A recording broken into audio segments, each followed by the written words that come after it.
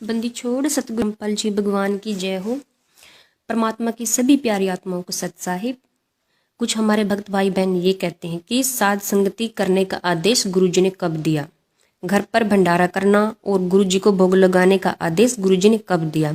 तो भक्तों, गुरुजी ने घर पर साध संगति करने का आदेश ही नहीं बल्कि साध संगति घर पर करके भी दिखाई है। जब गुरुजी ने इस भक्ति मार्ग की शुरुआत की थी, गुरुजी ने भक्तों के घर पर भी सत्संग किए। वहां पर भंडारा भी बनता था, गुरुजी को भोग भी लगाया जाता था। गुरुजी ने हर एक किरदार को निभाकर दिखाया अपने भक्तों की, भक्त को कैसा होना चाहिए, भक्त का रहन सहन कैसा होना चाहिए। गुरुदेव भगवान ने खुद परमात्मा होते हुए भी एक भक्त की भूमिका निभाई। परमात्मा होते हुए भी आज संत की भूमिका में है। पहले परमात्मा ने अपने तत्व ज्ञान से अपने बच्चों को सत भक्ति की पहचान करवाई और सतलोक की जानकारी दी। उस समय गुरुजी ने पाखंड पूजा को छुड़वाकर मोक्ष मार्ग की सही पूजा विधि की पहचान करवाई। अब वर्तमान में साध संगति गुरुजी ने अपनी पहचान करवाने के लिए शुरू करवाई कि अपने भक्तों को जगाने के लिए कि गुरुजी ही कबीर भगवान है। आप कहोगे कि हम तो गुरुजी को अपना भगवान मानते हैं, मैनेजमेंट वाले भी गुरुजी को भगवान मानते हैं। अगर संगत गुरुजी को भगवान मानती है तो भगवान वाले गुण गुरुजी में क्यों नहीं देख रहे? भगवान जैसा आदर गुरुजी को क्यों नहीं दे रहे? अरे भगवान तो अंतर्यामी होता है, गुरुजी को अंतर्यामी क्यों नहीं मान रहे? अगर संगत गुरुजी को कबीर परमात्मा मानती, फोन पे प्रार्थना नहीं लगवाती। फोन पर प्रार्थना कौन सुनता है? साधारण जीव। कहाँ से आपने गुरुजी को अपना परमात्मा मान लिया? अगर मैनेजमेंट गुरुजी को भगवान मानता, संगत की प्रार्थनाएं नहीं लिखता, वे संगत को समझाते कि गुरुजी हमारे भगवान है। परमात्मा आत्मा का साथी होता है। आप प्रार्थना गुरुजी को अपनी आत्मा से कीजिए, लेकिन ऐसा तो कुछ भी नहीं है। अगर मैनेजमेंट गुरुजी को भगवान मानते तो संगत से गुरुजी का झूठा आदेश बताकर राजनीति नहीं करवाते। ये राजनीति का खेल क्यों खेला जा रहा है? गुरुजी को जेल से छुड़वाने के लिए। भक्तों, जरा सोचिए, जो भगवान काल की 21 ब्रह्मांड की जेल से अपने बच्चों को छुड़वाने आया है, उस भगवान को एक जीव कैसे छुड़ा सकता है? फिर कहां से गुरुजी को आपने भगवान मान लिया? क्या भगवान से बड़ी सरकार हो गई? क्या वकील भगवान से बड़े हैं?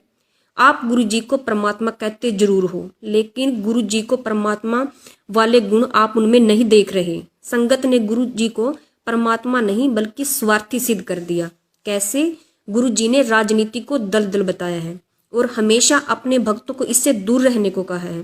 क्या गुरुदेव भगवान जेल से बाहर आने के लिए उस दलदल में अपने बच्चों को गिराएंगे? कभी भी नहीं गिराएंगे, क्योंकि वो समर्थ है। आने को जब चाहे बाहर आ सकते हैं।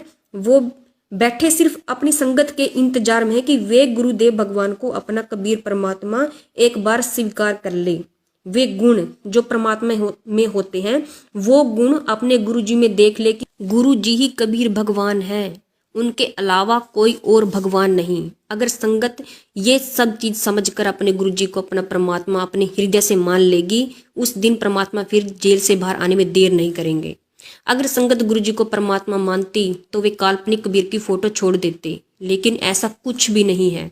गुरुजी ने बोल रखा है कि ये काल्पनिक कबीर की फोटो जो आप देखते हो, परमात्मा ऐसे नहीं दिखते, क्योंकि गुरुजी ही खुद कबीर परमात्मा है। काल्पनिक कबीर की फोटो को परमात्मा बताना इस सत भक्ति मार्ग के रास्ते को दिखाने के लिए पहला स्टेप था।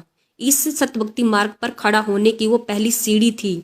गुरुजी कहते हैं, गुरु सीढ़ी चढ़ ऊपर जाई, सुख सागर में रहा समाई। आप तो पहली सीढ़ी नहीं छोड़ रहे। जब आप पहली सीढ़ी को छोड़कर आगे की चढ़ाई चढ़ोगे तभी तो सुख सागर में पहुंचोगे। उसके लिए आपने इस काल्पनिक कबीर को छोड़ना पड़ेगा, क्योंकि गुरुजी कहते हैं, बंदी छोड़ दयाल जी तुम लग हमारी दौड़, जैसे काग जहाज का सूजत और ना ठोर। जब भक्तों को गुरुजी के अलावा कोई और भगवान दिखाई नहीं देगा, तभी तो गुरुजी भक्तों को अपने सतलोक ले जाने वाले जहाज में बिठाएगा। संगत ने तो दो नाव की सवारी में है। एक तरफ गुरुजी को भगवान कहती है, दूसरी ओर काल्पनिक कबीर को अपना भगवान मानते हैं। जो दो नाव की सवारी करते हैं वो हमेशा डूबते हैं। इसलिए हम काल्पनिक कबीर की फोटो को छोड़ने के लिए बोलते हैं, ये परमात्मा की तरफ से संकेत है। जो असली कबीर हमारे गुरुदेव भगवान संत रामपाल जी हैं, उन्हीं से मोक्ष होगा। मोक्ष तभी होगा जब गुरुजी में परमात्मा वाले गुण आप स्वीकार करोगे। आप स्वीकार कर लोगे कि गुरु जी अंतर्यामी है। हम जो प्रार्थना अपनी आत्मा से करेंगे वो हमारे गुरुदेव भगवान तक जरूर पहुंचेगी। इसलिए गुरु जी कहते हैं कि चींटी पायल बाजा पैर, साहिब सुनता है सब लहर। अगर संगत गुरु जी को भगवान मानती, मैनेजमेंट वालों को गुरु जी का परिवार समझकर उनके झूठे आदेशों पर नहीं चलती, क्योंकि परमात्मा इस काल के लोक में घर बसाने नहीं आता। उस परमात्मा की पूरी सृष्टि उसका परिवार होता है। परमात्मा ने परिवार की यह लीला इसलिए करके दिखाई कि गृहस्थी व्यक्ति भी परमात्मा को प्राप्त कर सकता है।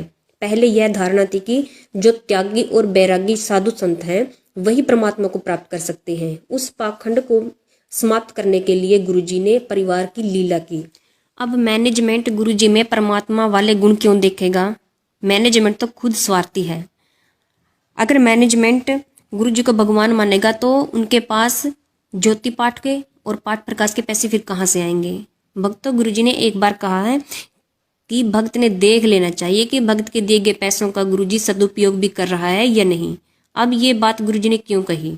क्योंकि हमारे गुरुदेव भगवान अंतर्यामी हैं। उन्हें पता था कि ये मैनेजमेंट वाले पैसों का दुरुपयोग करेंगे। जो हमारे भक्त आश्रमों में पैसे देंगे ये उन्हें राजनीति में, आरक्षणों में चंदे देकर इस्तेमाल करेंगे, जिससे भक्तों की मर्यादा टूटेगी। और मर्यादा के बारे में गुरुजी ने कहा है कि ये मर्यादा लक्ष्मण रेखा समझना। लक्ष्मण रेखा पार करने के बाद अगर भक्त का मौत का संस्कार है तो उसे मौत ही मिलेगी।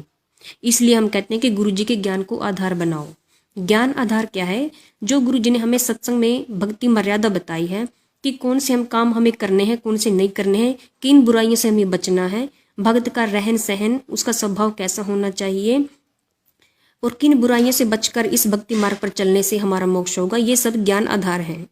मर्यादा के लिए गुरुजी ने कहा है कि जैसे माता गर्भ को राखा यतन बनाए, ठेस लगाए तो क्षीण होवे तेरी ऐसी भक्ति जाए। अब मैनेजमेंट ने तो सारे काम जगत वाले करवाकर भक्तों की मर्यादा तुड़वा दी है। ये सारे काम काल भगवान के लोक के हैं जो जगत वाले करते हैं। इनसे हमें बचना था, लेकिन वही सारे काम हमसे इन मैनेजमेंट वालों ने करवा डाले, जिससे हमारी मर्यादा टूट रही है और परमात्मा बेहद दुखी है इस चीज से। आप अपनी अज्ञानता के कारण मैनेजमेंट का साथ दे रहे हो। आपकी अज्ञानता की वो चोटें गुरुदेव भगवान की पीठ पर पड़ रही हैं। गुरुजी ने मुझे एक बार दिखाया था सपने में, जैसे गुरुजी घर पर आए, मैंने गुरुजी को दंडवत प्रणाम किया। मैंने जब गुरुजी को देखा तो गुरुजी का पूरा शरीर सूजा हुआ था। मैंने गुरुजी से पूछा, गुरुजी ये सब कैसे हो गया? तो गुरुजी ने बताया कि ये संगत की अज्ञानता की चोटें मेरे पीठ पर पड़ रही हैं। कौन सी अज्ञानता? जो ये राजनीति करते हैं, आरक्षण में चंदा देते हैं और रक्तदान, दे दान, तारीखों पे जाना, ये सब ये मार है। ये अज्ञानता की मार गुरुजी के पीठ पर पड़ रही है। मैंने देखा गुरुजी के पीछे एक हाथ दिखाई दिया और हाथ में बहुत भारी हथियार था जो गुरुजी की पीठ पर बार बार मार रहा था, लेकिन गुरुजी भी कुछ भी नहीं बोल रहे थे। फिर भी गुरुजी को अपनी संगत की फिक्र, बोले आने वाले विनाशकारी समय में इन भक्तों का क्या होगा। इसलिए गुरुजी सत्सेवकों से आप तक संदेश पहुंचा रहे हैं कि मैनेजमेंट को छोड़ दीजिए, ये काल प्रेरित है। सतलोक आश्रम मैनेजमेंट जब गुरुजी को भगवान नहीं मानेगा तो परमात्मा अपनी पहचान करवाने के लिए किसी न किसी को तो अपने भक्त को निमित्त बनाएगा। इसलिए गुरुजी ने पवन दास को खड़ा किया साध संगति के लिए। पवन दास ने साध संगति में गुरुजी के सत्संग से अनेक प्रमाण निकालकर भक्तों को दिखाए और वो सत्संग सुनाए और प्रमाणित भी किया कि गुरुजी ही कबीर परमात्मा है। साध संगत की उस मेहनत से वो प्रमाण देखने के बाद भक्तों में गुरुजी के प्रति इतना विश्वास, इतनी दृढ़ता आई, जिसके कारण आज साध संगत सिर्फ गुरुजी को अपना कबीर परमात्मा मानती है। रही बात जेल से पवनदास के खिलाफ गुरुजी की ऑडियो और वीडियो आने की, तो गुरुजी वही कहेंगे जो मैनेजमेंट वाले गुरुजी को कहने के लिए बोलते हैं, क्योंकि वर्तमान में गुरुजी सब भक्तों की परीक्षा ले रहे हैं। भक्तों की बुद्धि की, उनके विवेक की, जो ज्ञान गुरुजी ने इतने सालों से अपने भक्तों को दिया, उन अपने ज्ञान से अपने बच्चों को हंस बनाया, अब वो उस ज्ञान से हंस बन पाते हैं, उस सच को और झूठ को छान पाते हैं कि क्या कौन सच्चा है, साध संगत सच्ची है या फिर मैनेजमेंट वाले। 600 साल पहले भी गणिका के माध्यम से गुरुजी ने परीक्षा ली थी। वर्तमान में अपने शिष्य पवन दास के माध्यम से सब भक्तों की परीक्षा ले रहे हैं। जो भक्त गुरुजी के ज्ञान आधार से सही फैसला लेगा वही परमात्मा का असली हंस होगा, वही सतलोक जाने का अधिकारी होगा। वर्तमान में गुरु जी को अगर कोई परमात्मा मानता है तो सिर्फ साध संगत है। सिर्फ साध संगत गुरु जी को परमात्मा के गुण से संपन्न मानती है। इसलिए हम आश्रमों में फ़ोन पे प्रार्थना नहीं लगवाते, क्योंकि हम अपने गुरुदेव भगवान को अंतर्यामी मानते हैं। हम आश्रमों में दान नहीं करते, हमें पता चल गया कि यहाँ हमारे दान का दुरुपयोग होगा।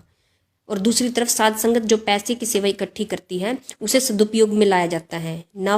ना साध संगत किसी को चंदे के रूप में देती है, ना किसी की राजनीति में लगाया जाता है। जो भी ऑडियो वीडियो जेल से गुरुजी के आते हैं, हम सत्सेवक उन आदेशों को गुरुजी के सत्संग रूपी वचनों से मिलाते हैं। अगर वो वीडियो या ऑडियो गुरुजी के ज्ञान से मेल खाता है तो हमें स्वीकार है कि वो हमारे गुरुजी का है, क्योंकि हमारे गुरुदेव भगवान दोगले नहीं हैं। वो सत्संग में ज्ञान बताकर फिर हमें अज्ञानता के रास्ते पर नहीं ले जाएंगे। अगर गुरुजी के ज्ञान से वो ऑडियो और वीडियो मेल नहीं खाते हैं तो हम उन्हें अपने गुरुजी का नहीं मानते। इसलिए हम सत्सेवक राजनीति, आरक्षणबाजी, ये धरने प्रदर्शन, रक्तदान, देदान, इन सब चीज़ों से कोसों दूर हैं। ये तारकों पे जाना भी गुरुजी का आदेश नहीं है, क्योंकि परमात्मा शब्द रूप में हमेशा अपने भक्त के साथ रहता है। तारीखों पे जाने का आदेश ये खुद मैनेजमेंट अपनी तरफ से बोलते हैं। गुरुजी ने कई बार हमें बताया भी है कि बच्चों, गुरुजी को हमेशा अपने पास समझना, दूर समझने की गलती मत कर देना। सत्संग के माध्यम से भी कई बार गुरुजी ने हमें बताया है कि मैं ही कबीर हूँ जो सतलोक से आया है, लेकिन हम इतने नादान हैं, इतने अज्ञान हैं, फिर भी उन बातों को नहीं समझते। सुनिए ये गुरुजी का वीडियो। कि तुम तो साधना करे, ये विष्णु महेश, ये अजर अमर नहीं है, इनसे मोक्ष नहीं हो सकता। वो परमात्मा मैं हूँ, यानी सतलोक से आए हैं, वो सचखंड में हमारा स्थान है, वहां चलो तुम। इसलिए भक्तों, सिर्फ गुरुजी को अपना कबीर परमात्मा मानिए। मैनेजमेंट से कहीं ज्यादा गुना दुखी गुरुजी को भक्तों ने किया है। अगर भक्त ये संगत मैनेजमेंट का साथ ना दे तो ये मैनेजमेंट वाले कुछ भी नहीं कर सकते। मैनेजमेंट के माध्यम से काल भगवान पूरी कोशिश कर रहा है कि ये संगत दो भगवानों के बीच में उलझी रहे, क्योंकि अगर संगत ने काल्पनिक फोटो को छोड़कर गुरुजी को अपना भगवान मान लिया तो गुरुजी अपने बच्चों को काल भगवान के लोक में नहीं रहने देगा। वो सभी आत्माओं का मोक्ष करेंगे। गुरुजी को खुश करने का सिर्फ एक ही तरीका है, एक ही उपाय है, वो गुरुजी को भगवान मानना। गुरुजी ना तो आपके दान धर्म से खुश हैं, ना आपके जो जमीनें इन मैनेजमेंट वालों को दान में दी है ना उनसे खुश हैं। गुरुजी उस दिन खुश होंगे जब आप काल्पनिक कबीर की फोटो को छोड़कर सिर्फ अपने गुरुजी को अपना कबीर परमात्मा मानेंगे। और रही बात गुरुजी के जेल से बाहर आने की, तो गुरुजी जेल से बाहर ऐसे आएंगे। रही थी कि मैंने पवन दास भगत जी का वीडियो तो बाद में देखा था, जिसमें पवन दास भगत जी कह रहे थे कि अब की बार गुरुजी कोई ऐसे नहीं आने वाले जेल से, देश का प्रधानमंत्री पैर पकड़ के लेके आएगा। तो उस बहन ने कहा कि मैंने पवन दास भगत जी का ये वीडियो तो बाद में देखा, उससे पहले ही मुझे गुरुजी ने स्वप्न में दिखा दिया कि देश का प्रधानमंत्री नरेंद्र मोदी हिसार जेल में गुरुजी के पैरों में पड़ रहा है, गुरुजी से प्रार्थना कर रहा है, गुरुजी से गले मिल रहा है।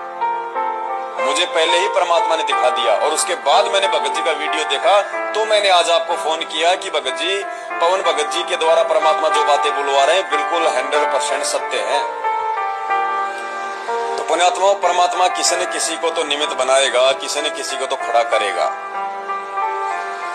और जब छटनी होगी ना, अभी तो देखा है क्या हमने, वो समय तो आना बाकी है। ऐसे जेल में नहीं बैठे रहेंगे संत रामपाल जी, और जिन हालातों में आज बैठे हैं उन हालातों में दुनिया उनको भगवान नहीं मानने वाली।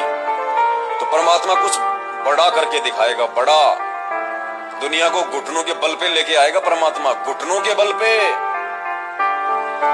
तब दुनिया को अपनी औकात का पता चलेगा। आज तो 2 टाइम की रोटी लोगों को मिल रही है ना, भगवान भूले बैठे हैं, वो बकवादों में पैर उलझा रखा है। परमात्मा दुनिया को बंदर दिखाएगा, बंदर, बंदर यानी भय।